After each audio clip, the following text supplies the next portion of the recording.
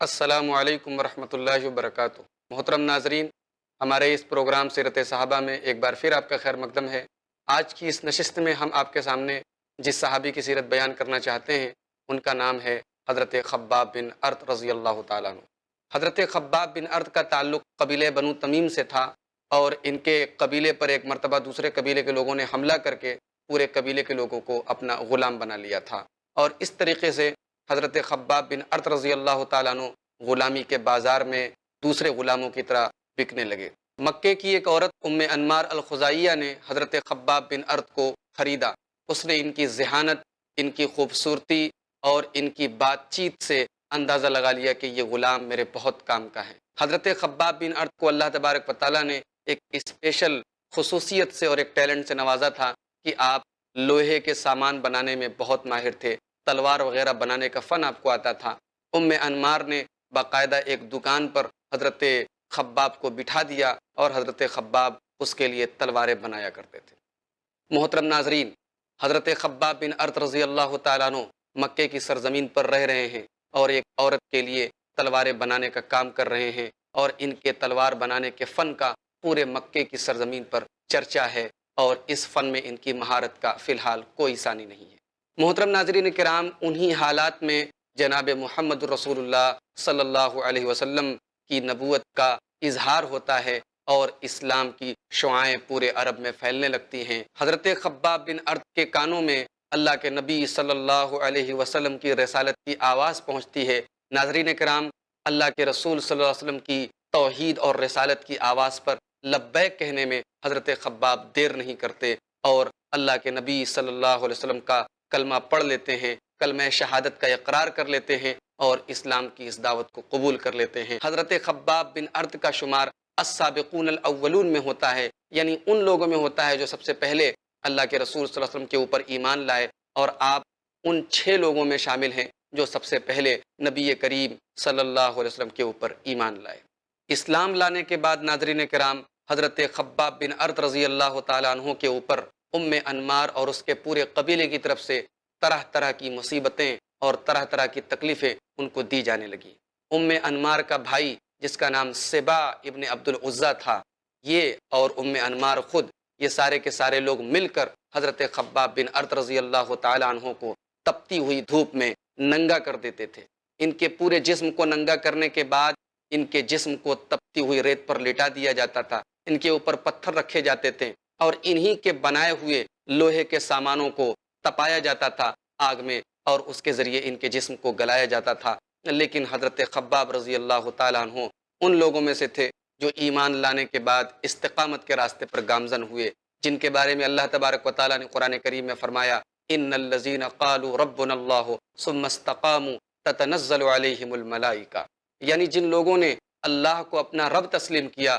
اور اس کے بعد اس کے اوپر جم گئے، ایسے لوگوں کے لیے اللہ تبارک و تعالیٰ کی طرف سے مدد کرنے کے لیے فرشتے نازل ہوتے ہیں، اور وہ یہ کہتے ہیں کہ تم غم مت کرو، تم ڈرو مت، تم خوش ہو جاؤ، اللہ نے تم سے جو وعدہ کیا تھا وہ وعدہ ضرور پورا ہو کر رہے گا، اور اللہ تبارک و تعالیٰ نے جس اجر کا اور جس ثواب کا تم سے وعدہ کیا ہے وہ اجر اور ثواب تم کو مل کر رہے گا۔ ناظرین کرام، حضرت خباب بن ارط رضی اللہ تعالی عنہ تلوار بنانے کا کام کیا کرتے تھے۔ آس بن وائل نام کے ایک مشرک نے تلوار بنوائی، لیکن اس کی جو اجرت ہوتی ہے، جو اس کا معاوضہ ہوتا ہے، وہ حضرت خباب کو نہیں ملا۔ حضرت خباب رضی اللہ تعالی عنہ جب آس بن وائل کے پاس اپنی اس اجرت کا مطالبہ کرنے کے لیے گئے تو اس نے کہا کہ میں تب تک تمہیں تمہارا معاوضہ نہیں دوں گا حتیٰ تکفر بمحمد، یہاں تک کہ تم جناب محمد رسول اللہ صلی اللہ علیہ وسلم کی رسالت کا انکار کر دو۔ ناظرین کرام، حضرت خباب رضی اللہ تعالیٰ عنہ نے چند پیسوں کے لیے اللہ کے نبی کا انکار کرنا تو بہت دور کی بات ہے۔ انہوں نے کیا جواب دیا؟ انہوں نے کہا کہ اے آس بن وائل، تو یہ کہہ رہا ہے کہ میں اپنے نبی کا انکار کر دوں؟ میں اپنے نبی کا انکار تب تک نہیں کر سکتا جب تک تو مر کے دوبارہ دنیا میں نہ آ جائے۔ تو آس بن وائل مذاق کے لہجے میں جواب دیتا ہے کہ دوبارہ دنیا میں اگر میں آؤں گا اور میرے پاس جب مال ہوگا تب میں تمہارا مال تم کو دوں گا۔ اس موقع پر اللہ تبارک و تعالیٰ نے آس بن وائل جیسے مردود انسان کے سلسلے میں سورہ مریم کے اندر آیتیں نازل کی، اور اس میں بتایا کہ ایسا شخص اللہ تبارک و تعالیٰ کے ہاں کس قدر خائب و خاسر ہوگا اور کس قدر نقصان اٹھائے گا۔ ناظرین کرام، حضرت خباب بن ارت رضی اللہ تعالیٰ عنہ کے اوپر جو مصیبتیں اور جو تکلیفیں ان کو دی جا رہی تھیں وہ برداشت کے باہر تھی۔ نتیجہ یہ نکلا کہ ایک دن حضرت خباب رضی اللہ تعالیٰ عنہ خود نبی کریم صلی اللہ علیہ وسلم کے پاس آئے اور کہا کہ اے اللہ کے رسول، آپ ہم لوگوں کے لیے دعا کیوں نہیں کرتے؟ آپ اللہ تبارک و تعالیٰ سے دعا کیوں نہیں کرتے کہ اللہ تبارک و تعالیٰ ہمارے اوپر اپنی مدد اور نصرت نازل کرے؟ ہم سب پریشان ہیں، کیا ہم حق پر نہیں ہیں؟ آپ اللہ تبارک و تعالیٰ سے دعا کیوں نہیں کرتے کہ اللہ تبارک و تعالیٰ اپنی فتح و نصرت ہم پر نازل فرمائے؟ اللہ کے پیارے نبی صلی اللہ علیہ وسلم نے کیا جواب دیا؟ صحیح بخاری کی روایت ہے، آپ نے جواب دیا کہ تم سے پہلے ایسے ایسے لوگ آئے، ایسی ایسی قومیں آئیں کہ ایمان لانے کی وجہ سے ان کو زمین میں گڈھا کھود کر ڈالا جاتا تھا، پھر آرے کے ذریعہ 2 ٹکڑے کر دیا جاتا تھا ان کے سر پر حملہ کر کے۔ ایسے بھی لوگ آئے کہ لوہے کی کنگھیوں کے ذریعے ان کے جسم پر کنگھا کیا گیا، ان کے گوشت اور ہڈیوں کو الگ الگ کر دیا گیا، لیکن یہ تمام چیزیں ان کو اللہ کے دین سے اور ایمان کے راستے سے متزلزل نہیں کر سکیں۔ اور اللہ تبارک و تعالیٰ میرے اس دین کو واللہ لیتمن ھذا الامر، اللہ تبارک و تعالیٰ ضرور اپنے اس معاملے کو پورا فرمائے گا، اللہ تبارک و تعالیٰ ضرور اپنے دین کی تکمیل فرمائے گا، یہاں تک کہ ایک انسان مقام صنعاء سے لے کر مقام حضرموت تک بلا خوف و خطر سفر کرے گا۔ لا یخاف الا اللہ، اگر اس کو ڈر ہوگا تو صرف اللہ کا ڈر ہوگا۔ ولکنکم تستعجلون، لیکن اے میرے صحابہ تم لوگ جلد بازی سے کام لیتے ہو۔ ناظرین کرام، یہ ہیں حضرت خباب رضی اللہ تعالیٰ عنہ۔ حضرت خباب رضی اللہ تعالیٰ عنہ ان مظلوم اور مجبور صحابہ کرام میں سے ہیں، ان کمزور صحابہ کرام میں سے ہیں جن کا ڈیفنس کرنے والا، جن کو بچانے والا کوئی نہیں تھا، اور جن کے اوپر ظالموں نے کنٹرول پا کے پوری طریقے سے ستانے میں اور ایمان کے راستے سے ان کو ختم کرنے کے لیے کوئی کمی نہیں چھوڑی، کوئی کسر نہیں چھوڑی۔ لیکن قربان جائیے حضرت خباب رضی اللہ تعالیٰ عنہ کے ایمان پر، ان کی استقامت پر، اور نبی کریم صلی اللہ علیہ وسلم سے ان کی محبت پر کہ تمام تکلیفوں کے باوجود ان کے پائے ثبات میں ذرہ برابر لغزش نہیں آئی۔ ناظرین کرام، حضرت خباب رضی اللہ تعالیٰ عنہ مکے کی سرزمین پر اسی طریقے سے تکلیفوں کا اور کافروں کے ظلم و ستم کا سامنا کر رہے ہیں۔ ایک دن اللہ کے نبی صلی اللہ علیہ وسلم کے پاس بیٹھے ہیں، آپ کے پاس حضرت بلال بھی ہیں اور بھی دیگر صحابہ ہیں، کچھ مکے کے بڑے بڑے سردار جن میں ابو لہب اور دیگر لوگ موجود ہیں، یہ آتے ہیں اور کہتے ہیں کہ ان لوگوں کو یہاں سے ہٹاؤ، ان لوگوں کو یہاں سے بھگاؤ، تب ہم تمہاری بات سنیں گے۔ ان چھوٹے لوگوں کے سامنے، ان حقیر لوگوں کے سامنے ہم تمہاری باتیں نہیں سنیں گے۔ اللہ کے نبی صلی اللہ علیہ وسلم نے ان بڑے بڑے سرداروں کو اپنی بات سمجھانے کے لیے ان لوگوں کو، جو سماج کے کمزور لوگ تھے، جو سماج کا کمزور طبقہ تھا، ان کو آپ صلی اللہ علیہ وسلم نے وہاں سے ہٹا دیا۔ اللہ تبارک و تعالیٰ نے اپنے نبی کو ڈانٹا، اور اللہ تعالیٰ نے قرآن کریم میں فرمایا وَلَا تَطْرُدِ الَّذِينَ يَدْعُونَ رَبَّهُمْ بِالْغَدَاةِ وَالْعَشِيِّ يُرِيدُونَ وَجْهَهُ، اے میرے نبی آپ ان لوگوں کو ہرگز اپنے پاس سے مت ہٹائیے، ان کو آپ ہرگز اپنے پاس سے مت بھگائیے، جو صبح اور شام صرف اللہ تبارک و تعالیٰ کو یاد کرتے ہیں، اور ان کا مقصد کیا ہوتا ہے؟ اللہ کو راضی کرنا، اللہ کو خوش کرنا۔ ان کے دل میں کوئی کھوٹ نہیں ہے، ان کے دل میں کوئی میل نہیں۔ محترم ناظرین، یہ ہیں حضرت خباب رضی اللہ تعالیٰ عنہ، یہ ان لوگوں میں شامل ہیں جن کو اللہ تبارک و تعالیٰ نے یہ اعزاز دیا کہ اللہ نے ان کی تعریف میں یہ فرمایا کہ یہ صبح و شام اللہ کو یاد کرتے ہیں اور اللہ کا ذکر کرتے ہیں۔ ناظرین کرام، حضرت خباب بن ارت رضی اللہ تعالیٰ عنہ نے جب یہ اپنے نبی پاک علیہ الصلاۃ والسلام کے زبان مبارک سے سنا کہ مکے سے دور ایک ملک ہے جس کا نام حبشہ ہے، وہاں کا بادشاہ عیسائی ہے، وہ نیک ہے اور اس سرزمین پر مسلمان جا سکتے ہیں، پناہ لے سکتے ہیں، تو حضرت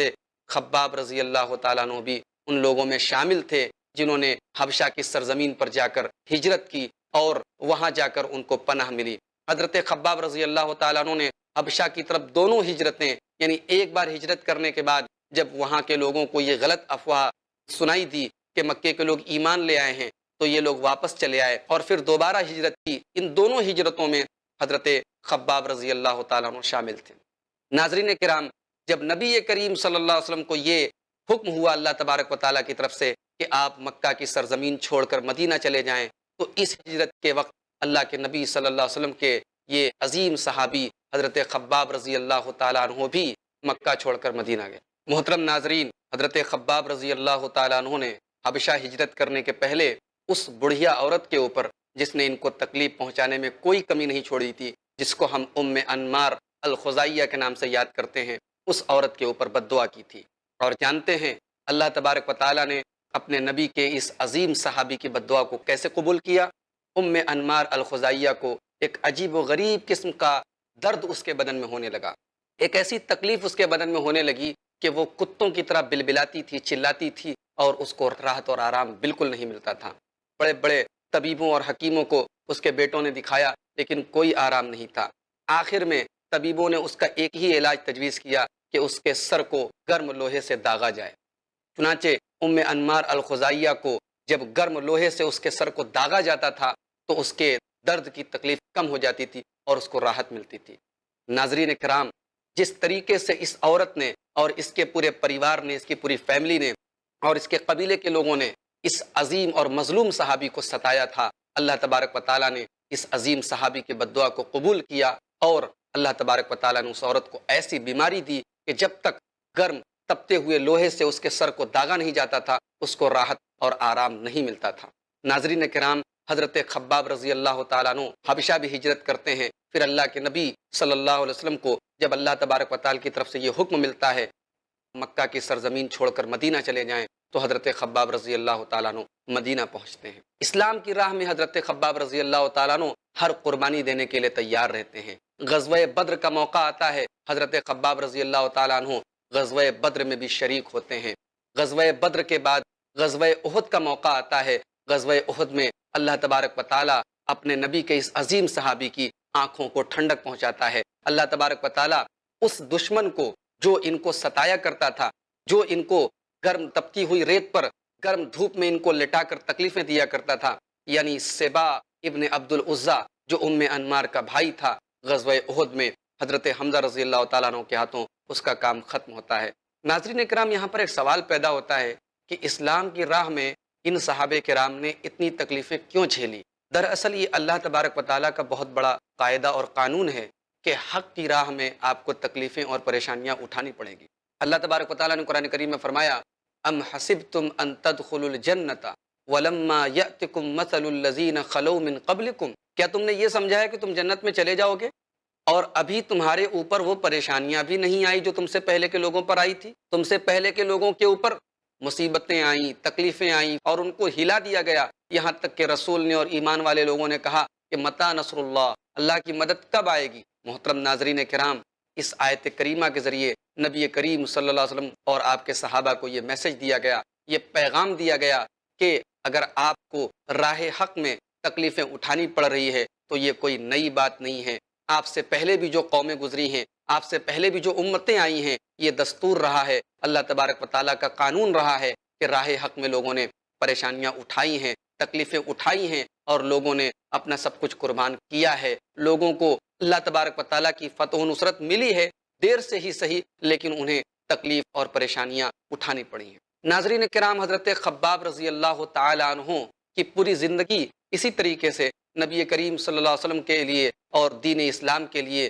پورے خلوص اور وفاداری کے ساتھ گزری۔ تمام جنگوں اور غزوات میں وہ شریک ہوتے رہے۔ غزوہ بدر اور غزوہ احد کے بعد جتنے غزوات ہوئے، ان غزوات میں بھی حضرت خباب رضی اللہ تعالیٰ عنہ نے اپنی بہادری اور شجاعت کے جوہر دکھائے، یہاں تک کہ اللہ تبارک و تعالیٰ نے اپنے نبی صلی اللہ علیہ وسلم کو اپنے پاس بلا لیا۔ اللہ کے نبی صلی اللہ علیہ وسلم کے انتقال کے بعد جب خلفائے راشدین کا دور آیا، جب حضرت ابو بکر صدیق کا دور آیا، حضرت عمر فاروق کا دور آیا، تو بھی صحابہ کرام حضرت خباب کے مقام و مرتبے کو جانتے تھے، لوگ ان کی قدر و منزلت کرتے تھے، لوگ ان کی عزت کرتے تھے۔ ایک مرتبہ حضرت عمر فاروق رضی اللہ تعالیٰ عنہ کے پاس حضرت خباب آئے تو حضرت خباب کو حضرت عمر فاروق نے اپنے بازو میں بٹھایا، جہاں پر وہ بیٹھے تھے، جہاں ان کی کرسی تھی، وہاں پر اپنے ساتھ ان کو بٹھایا اور کہا کہ اس جگہ پر اگر ان کے علاوہ کوئی اور حقدار ہے بیٹھنے کا تو وہ حضرت بلال رضی اللہ تعالیٰ عنہ ہیں۔ ناظرین، آپ اس سے اندازہ لگا سکتے ہیں کہ حضرت عمر فاروق رضی اللہ تعالیٰ عنہ کی نظر میں حضرت خباب کا کیا مقام اور مرتبہ تھا۔ سن 37 ہجری میں حضرت خباب رضی اللہ تعالیٰ عنہ کی وفات کا وقت قریب آتا ہے۔ وہ بیمار ہوتے ہیں اور اس قدر بیمار ہوتے ہیں کہ ایسا لگ رہا ہے کہ ان کا آخری وقت ہے۔ صحابہ کرام ان کی تیمارداری کرنے کے لیے، ان کو دیکھنے کے لیے، ان کی عیادت کے لیے آتے ہیں۔ حضرت خباب رونے لگتے ہیں۔ صحابہ کرام کہتے ہیں کہ آپ کیوں رو رہے ہیں؟ حضرت خباب رضی اللہ تعالیٰ عنہ کہتے ہیں کہ جو لوگ پہلے چلے گئے وہ تو مزے میں چھوٹ گئے اور رہ گئے ہم لوگ، ہمیں تو اس دنیا میں سوائے مٹی کے کچھ حاصل نہیں ہوا۔ ناظرین کرام، یہ حضرت خباب رضی اللہ تعالیٰ عنہ جنہیں اللہ کے نبی صلی اللہ علیہ وسلم کی صحبت کا اور آپ کی نظروں میں ایک خاص مقام حاصل ہے، وہ ایسی ہستی یہ کہہ رہی ہے کہ ہم اپنے بارے میں کیسے اس بات کی ضمانت دے سکتے ہیں کہ اللہ تبارک و تعالیٰ کے یہاں ہم کو نجات ملے گی، ہماری زندگی تو بہت گناہوں میں اور غلط چیزوں میں گزری ہے۔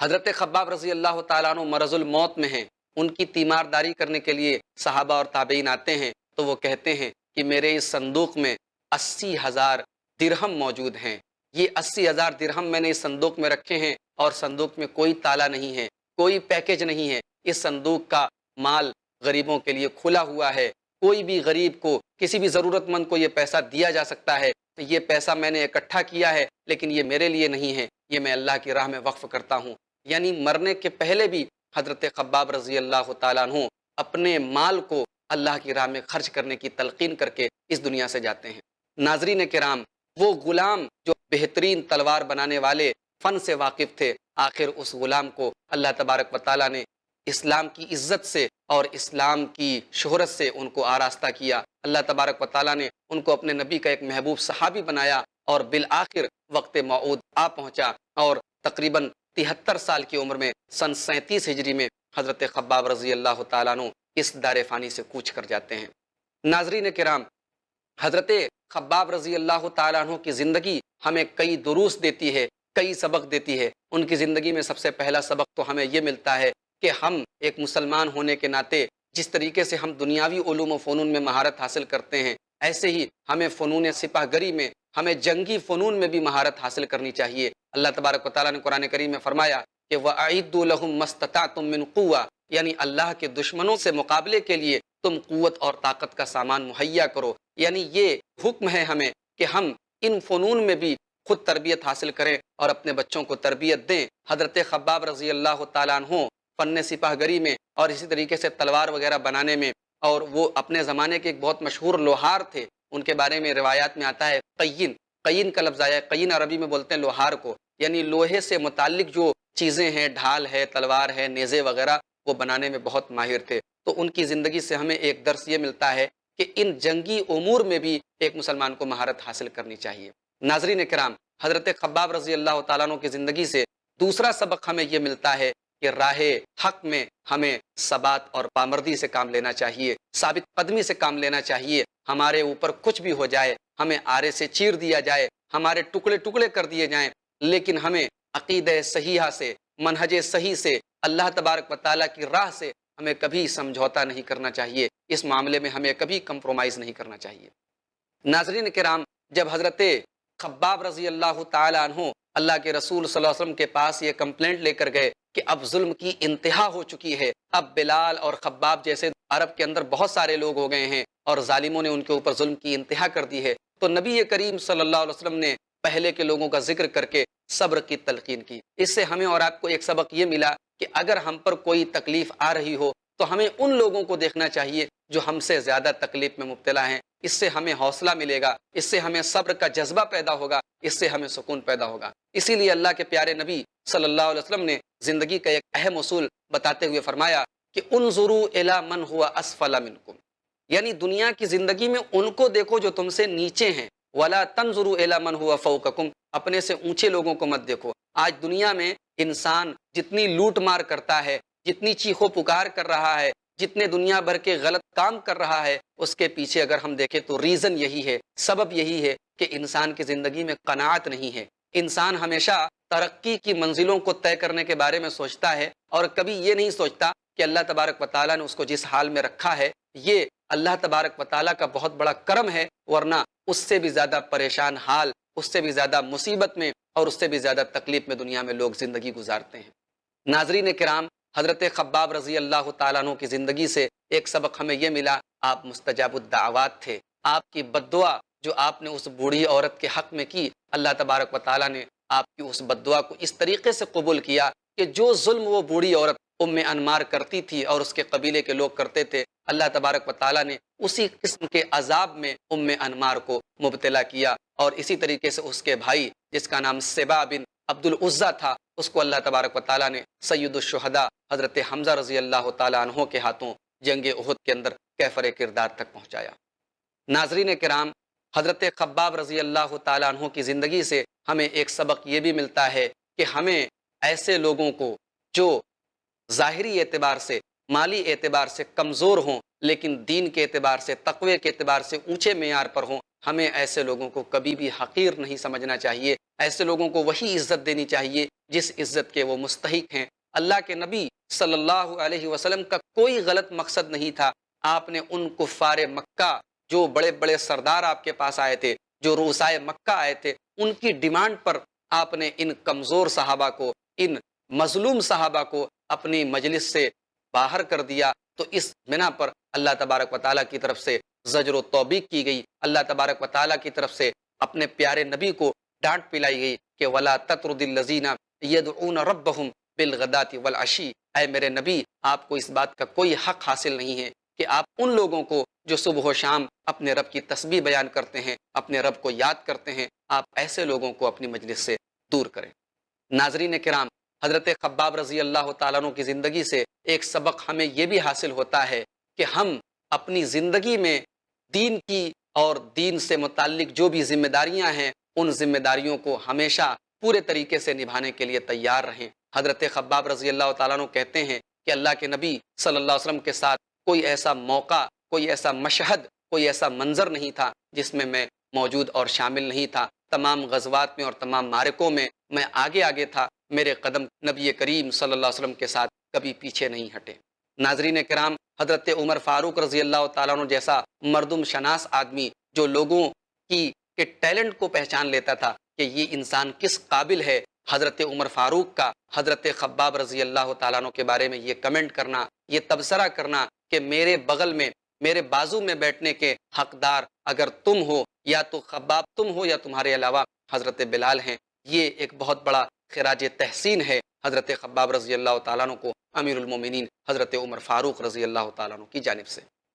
ناظرین کرام، آج ہمارے یہاں جب لوگوں کا آخری ٹائم آتا ہے تو عموماً لوگ زمین اور جائیداد کے سلسلے میں وصیتیں کر کے جاتے ہیں کہ فلاں کو اتنا دیا جائے، فلاں کو اتنا دیا جائے، یعنی مرتے وقت بھی لوگوں کی نظروں میں دنیا اور دنیا کی چیزیں ہوتی ہیں۔ لیکن آپ نے ملاحظہ کیا کہ حضرت خباب رضی اللہ تعالیٰ عنہ کے دل میں مرتے وقت آخرت کا خوف تھا۔ اللہ کے نبی کے ایک عظیم صحابی ہیں، السابقون الاولون میں سے ہیں، لیکن دل میں آخرت کا اتنا ڈر ہے کہ مرتے وقت یہ کہتے ہیں کہ ہم سے جو پہلے کے لوگ تھے وہ نجات میں تھے اور ہم پریشانی میں ہیں۔ یعنی اپنے بارے میں یہ ڈر ہے کہ کہیں اللہ تبارک و تعالیٰ کے یہاں محاسبہ ہو، پکڑ ہو، گرفت ہو، تو کہیں ایسا نہ ہو کہ ہم نجات سے محروم رہ جائیں، کہیں ہمارے ساتھ غلط معاملہ نہ ہو۔